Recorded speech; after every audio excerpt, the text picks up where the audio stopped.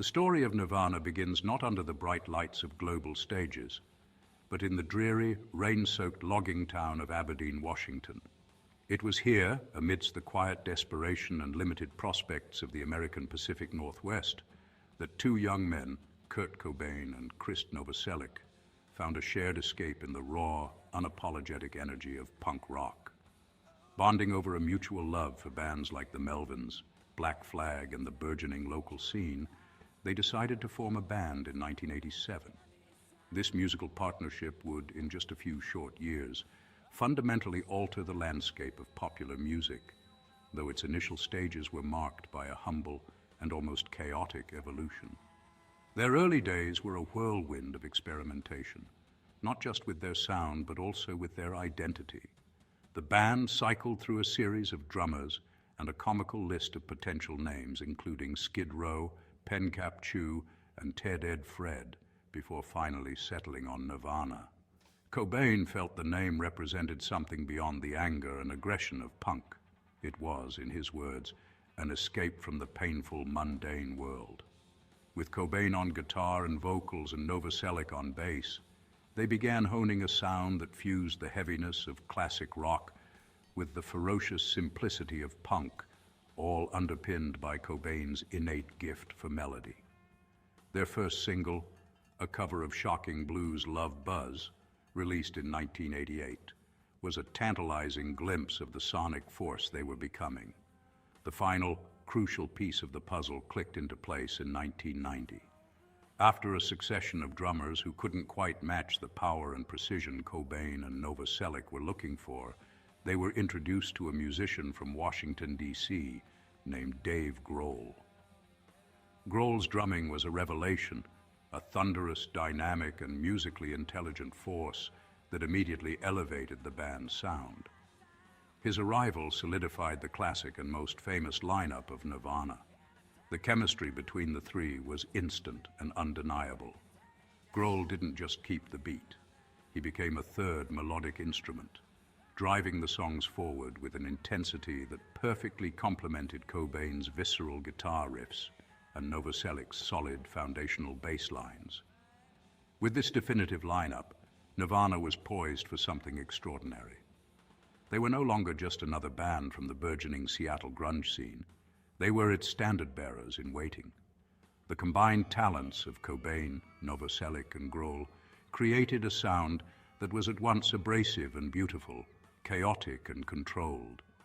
It was a sound that spoke to a generation of disillusioned youth, capturing their angst, apathy, and yearning for connection in a way no band had before. The journey from the garages of Aberdeen to global superstardom was about to begin, fueled by a unique blend of punk ethos, pop sensibility, and unfiltered emotional honesty. The year 1991 marked the seismic shift in Nirvana's trajectory, transforming them from a respected indie band into a global phenomenon. The catalyst was the release of their second album, Nevermind, and its lead single, Smells Like Teen Spirit. The song's quiet, loud dynamic, cryptic lyrics, and explosive chorus became an instant anthem. Its accompanying music video, depicting a chaotic high school pep rally, received relentless airplay on MTV, visually cementing the band's image as punk rock anti-heroes. The song's success was so swift and overwhelming that it took everyone, including the band and their record label, by complete surprise. In a symbolic changing of the guard, Nevermind famously knocked Michael Jackson's album Dangerous from the #1 spot on the Billboard charts in January 1992, heralding the arrival of alternative rock as a dominant commercial force. Their live performances from this era became legendary, capturing the raw, untamed energy that defined them. One of the most iconic of these was their headlining slot at the Reading Festival in the UK in August 1992. Amidst swirling rumors about his health and the band's potential demise, Kurt Cobain was pushed onto the stage in a wheelchair by music journalist Everett True, wearing a hospital gown. It was a masterful piece of dark, theatrical humor. He then rose to his feet, and the band launched into one of the most powerful and celebrated performances of their career. It was a defiant statement, a blistering set that silenced the critics and proved that, far from imploding, Nirvana was at the absolute peak of its powers. Another defining moment, showcasing a completely different side of the band, was their appearance on MTV Unplugged in New York in November 1993. In a stark departure from their typically ferocious electric sets, the performance was an intimate, somber, and deeply emotional affair. Surrounded by funereal lilies and black candles, the band delivered a stripped-down set that leaned heavily on lesser-known tracks and carefully chosen covers, including David Bowie's "The Man Who Sold the World" and a haunting rendition of Lead Belly's "Where Did You Sleep Last Night?" The performance revealed the profound depth and vulnerability in Cobain's songwriting and vocals, earning widespread critical acclaim and, when released posthumously, a Grammy Award. Beyond these major milestones, Nirvana's cultural impact was felt in countless other ways. Cobain's marriage to Courtney Love in 1992 and the birth of their daughter Frances Bean was scrutinized by a voracious media, turning their personal lives into a public soap opera. Even their final concert in Munich, Germany, on March 1st, 1994, has become a poignant moment in retrospect, an unwitting farewell from a band that had irrevocably changed the world. Every performance, every interview, and every public appearance contributed to the complex mythology of a band that was both a product and a critique of its time, leaving an indelible mark on the consciousness of a generation. Nirvana's recorded output, though tragically brief, charts a remarkable artistic evolution. Their journey began with Bleach, released in 1989 on the independent label Sub Pop Records. Recorded for just over $600, the album is a raw, sludgy, and heavy affair, deeply indebted to the punk and metal scenes that influenced the band's early sound. Tracks like Blue and Negative Creep are exercises in brute force, driven by distorted, down-tuned riffs and Cobain's primal screams. Yet even within this abrasive framework, glimmers of the pop sensibility to come can be heard in the melodic hook of About a Girl, a song Cobain was initially hesitant to include for fear it was too soft for the band's aggressive image. Bleach was the sound of a band finding its voice in the murky underground. Then came the cultural atom bomb, Nevermind, in 1991. With the powerhouse drumming of Dave Grohl now in the fold and the polished production of Butch Vig, Nirvana created a masterpiece of sonic contrast. The album perfected the quiet, loud dynamic, merging punk rock fury with an undeniable pop craftsmanship. Songs like Smells Like Teen Spirit, Come As You Are, and Lithium became generational anthems, their infectious melodies belying the lyrical themes of alienation, confusion, and angst. The album's slick production made their abrasive sound palatable to a mass audience, turning the alternative underground into the mainstream overnight and selling over 30 million copies worldwide. It was a perfect storm of timing, talent, and production that remains a benchmark in rock history. Wary of the polished sheen of Nevermind and uncomfortable with their newfound status as mainstream rock stars, Nirvana deliberately swerved in the opposite direction for their third studio album, In Utero, in 1993. They enlisted the notoriously uncompromising producer Steve Albini to capture a rawer, more visceral sound. The result is a challenging, abrasive, and brutally honest record. Tracks like Scentless Apprentice and Milk It are sonic assaults, while songs like Heart-Shaped Box and All Apologies blend this harshness with a haunting, fragile beauty. In Utero was a defiant artistic statement, a rejection of commercial expectations, and a deeply personal album that explored themes of love, disgust, illness, and fame with unflinching candor. Beyond their 3 core studio albums, Nirvana's discography is filled out by essential compilations and live recordings. Incesticide, released in 1992, gathered B-sides, demos, and rarities, offering fans a look into the band's chaotic and creative process. The posthumously released MTV Unplugged in New York in 1994 became one of their most beloved albums, showcasing the heartbreaking beauty of Cobain's songwriting in an acoustic setting. Later, From the Muddy Banks of the Wishkah, released in 1996, compiled blistering live performances from across their career, capturing the untamed energy that defined them on stage. Together, this body of work represents a complete, if tragically short, artistic statement from one of modern music's most vital bands. Decades after the band's dissolution, Nirvana's presence not only endures, but thrives in the modern digital landscape. In an era dominated by fleeting trends and algorithm-driven discovery, the band's music continues to find a massive and ever-renewing audience, a testament to its timeless power and emotional resonance. On Spotify, one of the world's premier streaming platforms, Nirvana consistently maintains over 20 million monthly listeners. This figure places them in the same league as many contemporary global superstars, illustrating that their appeal has not waned with the passage of time. Their songs are not just relics of a bygone era. They are actively being discovered and consumed by new generations of listeners every single day. The statistics for individual tracks are even more staggering and speak volumes about their cultural staying power. The juggernaut Smells Like Teen Spirit has been streamed billions of times across all platforms, a monumental number that few songs from any era have achieved. On YouTube, its official music video has surpassed 1.6 billion views, a visual anthem that continues to captivate young audiences with its raw, rebellious energy. But the band's popularity is far from being a one-hit wonder phenomenon. Other classics like Come As You Are, Lithium, and Heart-Shaped Box have each accumulated hundreds of millions of streams on Spotify, demonstrating the depth and enduring appeal of their entire catalog.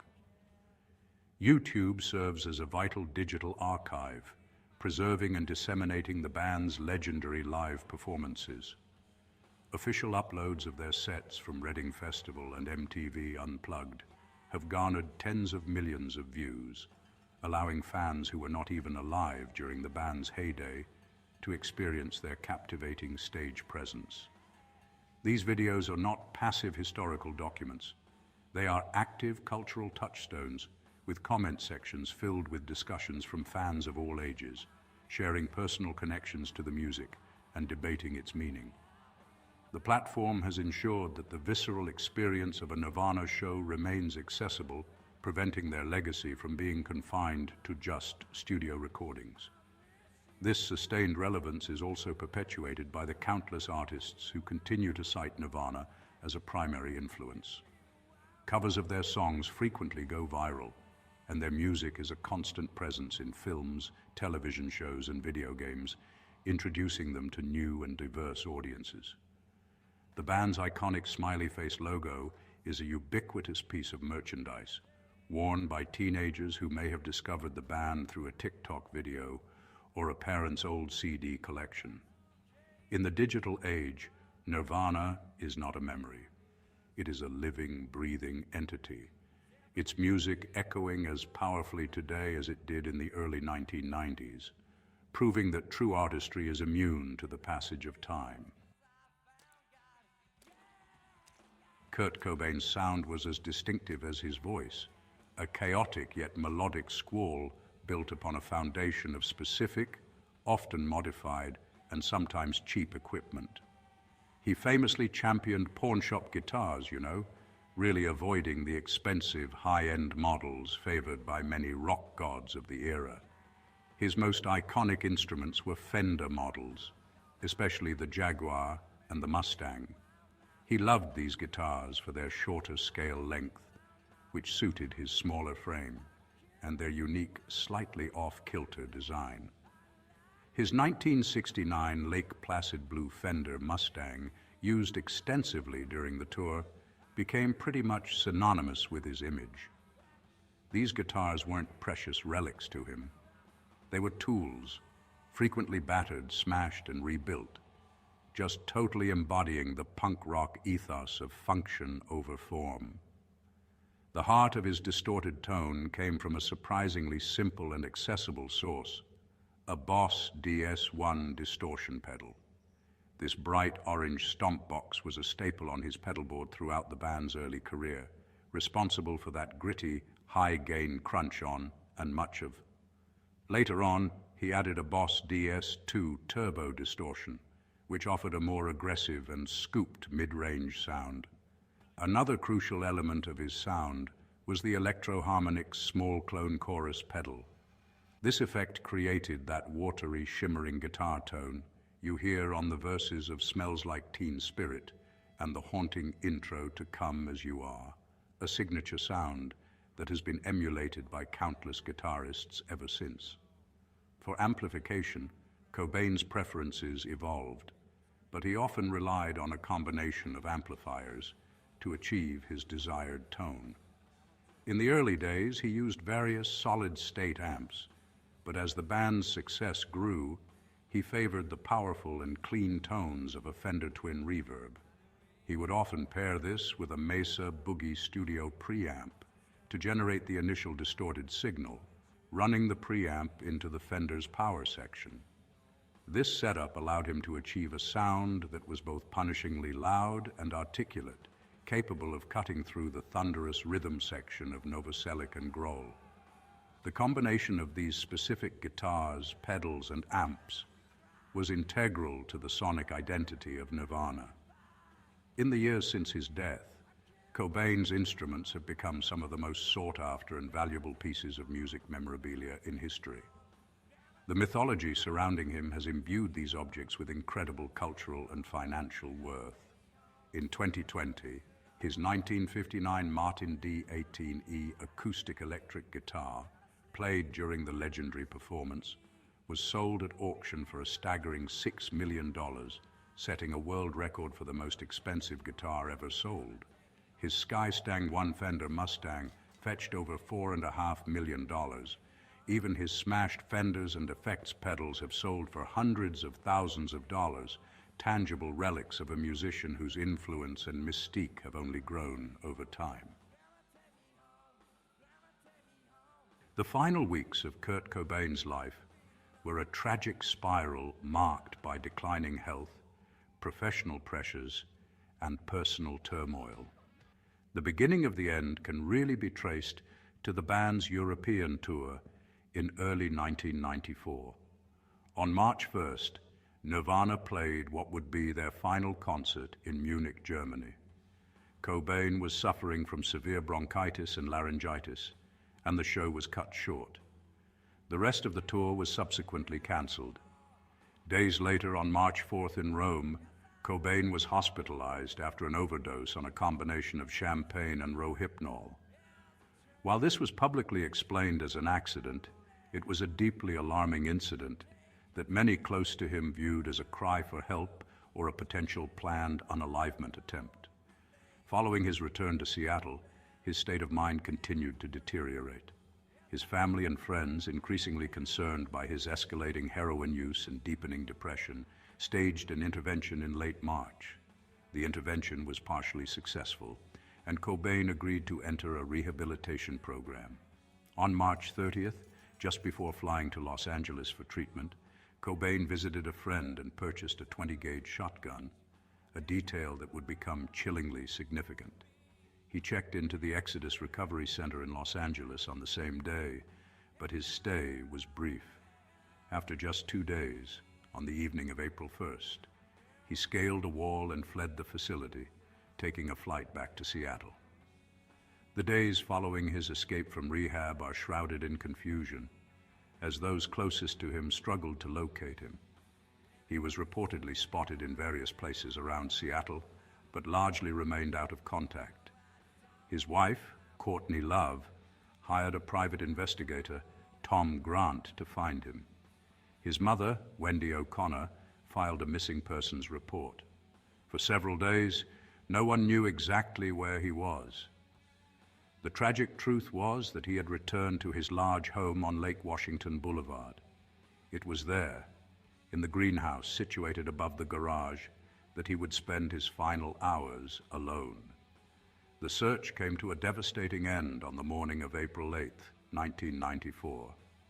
An electrician named Gary Smith arrived at the property to install a security system.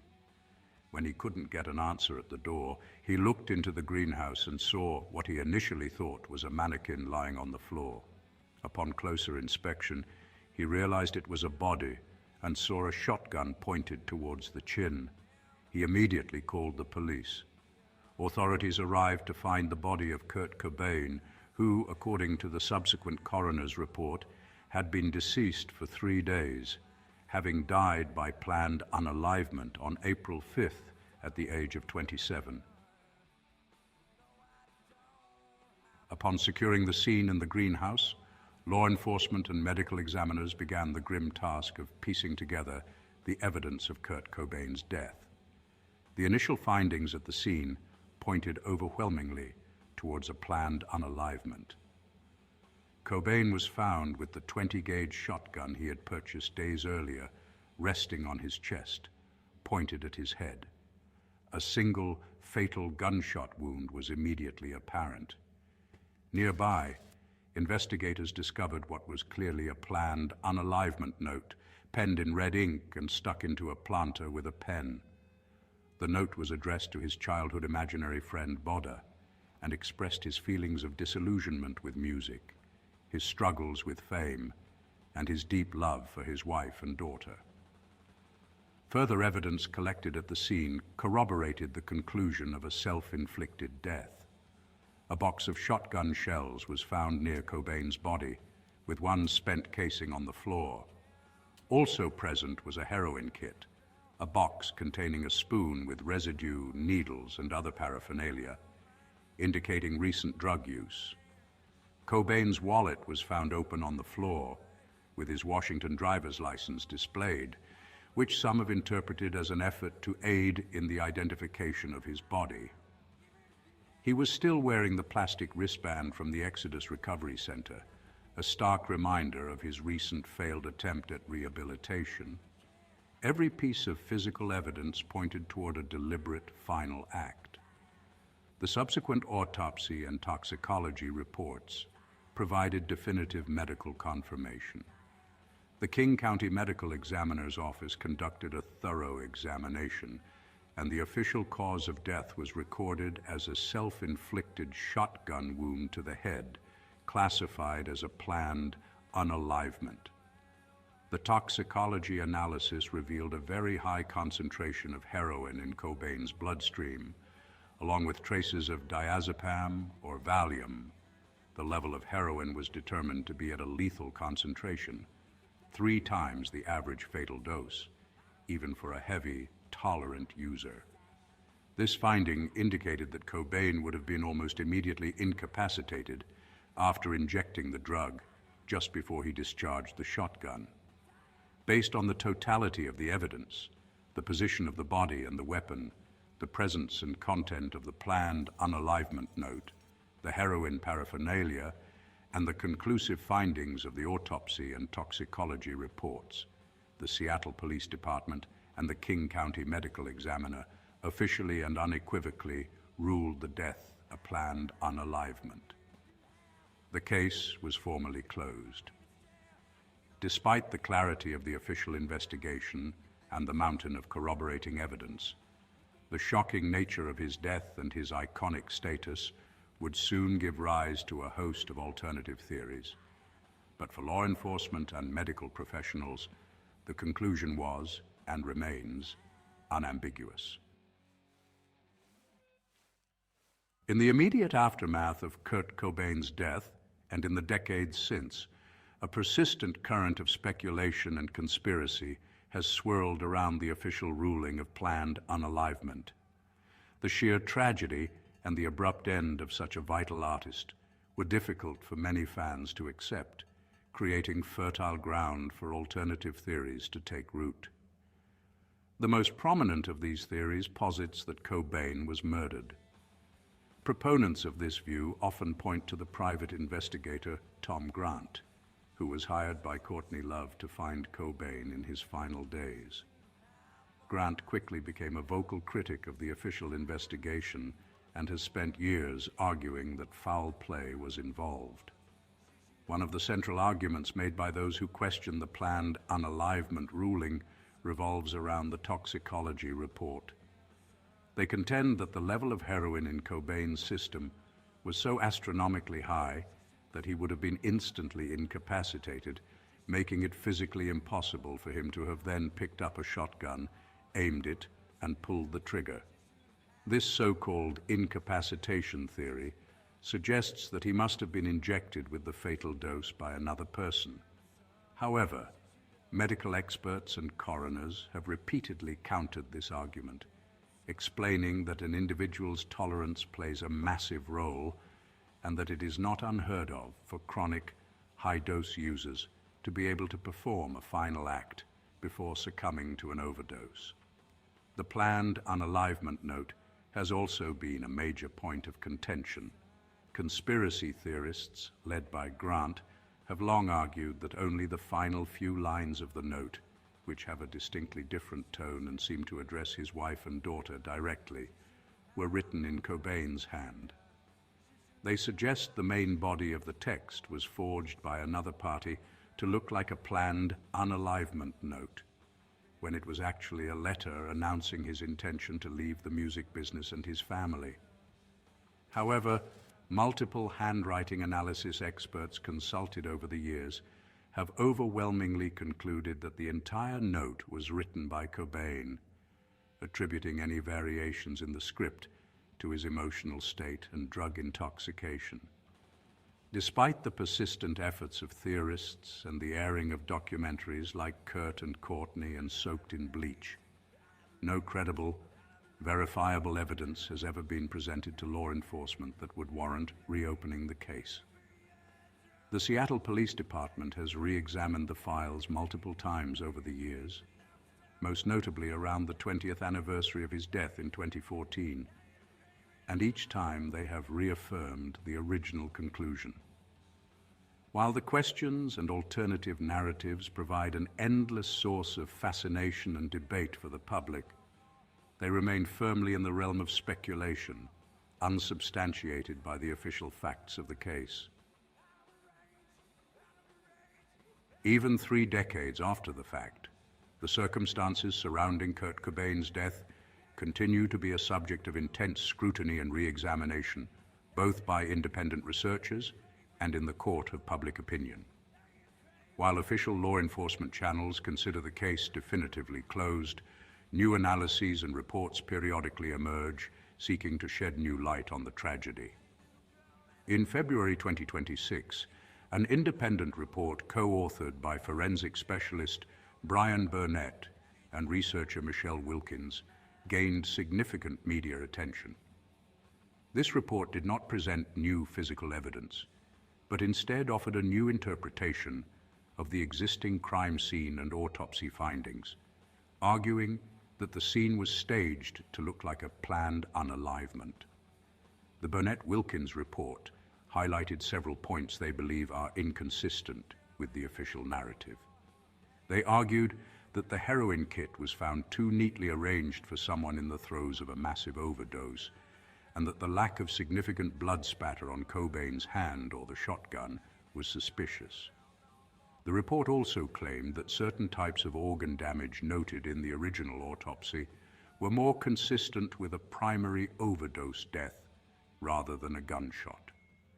Their conclusion was that Cobain may have been confronted, forcibly administered the heroin overdose, and then shot. This interpretation, while compelling to some, represents an alternative analysis rather than the discovery of new forensic facts. In response to these recurring claims and new reports, Both the Seattle Police Department and the King County Medical Examiner's Office have consistently maintained their original position. They have stated that unless new, credible, and verifiable physical evidence is brought forward, the case will remain closed. The official stance is that the theories presented, while detailed, are based on reinterpretations of old information and do not meet the threshold required to launch a new criminal investigation. The public's enduring fascination ensures that these discussions will continue, but from an official standpoint, the book on Kurt Cobain's death has been closed for decades. Ultimately, this ongoing discourse, whether in the form of official statements or independent reports, underscores the profound and lasting impact of Nirvana's legacy. The band's music was a voice for a generation, and Cobain's death left a void that has never truly been filled. The desire to re-examine the case stems from a collective need to make sense of a senseless tragedy and to keep the memory and importance of his artistic contributions alive. While the official facts remain unchanged, the cultural conversation around Nirvana and its enigmatic frontman continues to evolve, ensuring that their story, in all its triumph and tragedy, will not be forgotten.